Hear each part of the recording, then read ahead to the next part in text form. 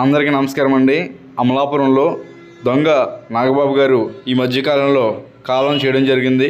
అదేవిధంగా ఈరోజు కార్యక్రమం కారణంగా కొంతమందికి భోజనాలు మిగిలిపోవడంతో వాళ్ళు పడేయకుండా పంచాయతీ కార్యదర్శి గారు సింగంపల్లి దుర్గా సీని గారు భోజనాలు పడేయకుండా మన జానీ భాషా సేవా సమితికి ఫోన్ చేయగా తక్షణమే ఆటోలతో వెళ్ళి అమలాపురంలో పలు ప్రాంతాల్లో పేద ప్రజలందరికీ పంచిపెట్టడం జరిగింది.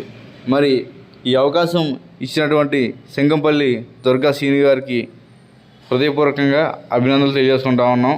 మరి దొంగ నాగబాబు ఆత్మశాంతి కలగాలని ఆ దేవుణ్ణి వేడుకుంటా ఉన్నాం. జై హింద్.